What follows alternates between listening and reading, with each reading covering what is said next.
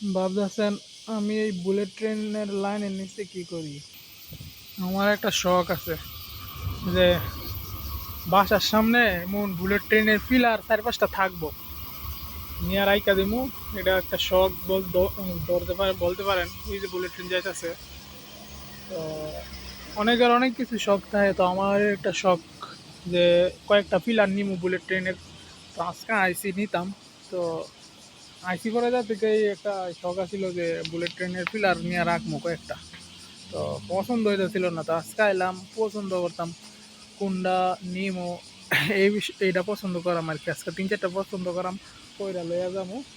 তো আবার অনেকে ভাবতে পারেন যে কেমনে নিয়াম, এটা সম্ভব কিনা। ভাই সম্ভব দিকেও এরকম শখ হইছে, মানে এরকম একটা শখ হইব, আর এটা না পারলেই এরকম শখ হইতো না।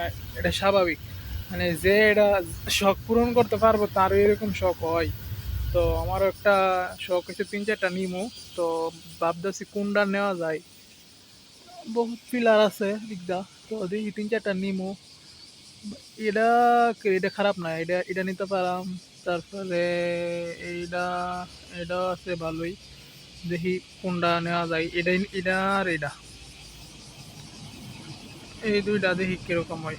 তো আবার অনেকে ভাবতে পারেন যে পিলার নিলে কেউ কোনো কইতো না, তো জাপান শখ বিষয়টা এটা ছাড় দেওয়া হয়। তো শখ হইলে আপনি পিলার এটা ব্যাপার না। আবার আমার ভিডিও দেখে কেউ আবার ঢাকা মেট্রো রেলের পিলার যাইয়া লই আইয়েন না, কয়েন না। মানে অনেকে আবার কইব এই ভিডিও থেকে ইন্সপায়ার হইছি। বাংলাদেশের ব্যাপার আলাদা, এটা তো ভাই জাপান। এদিকে শখের ব্যাপার হইলে আপনি যেগুলা শখ হইছে নিবেন গায়ে, এনে কোনো বাড়তি কথা হইতো না। তো দেখি কোনটা নিতারি, তো পরবর্তী আরেকটা ভিডিওতে জানাবো আর কি যে কোন কোন পিলারটা নিছি। তো পরবর্তী ভিডিওতে আপডেট দেওয়া হইব, ততক্ষণ অপেক্ষায় থাকেন। Bye bye.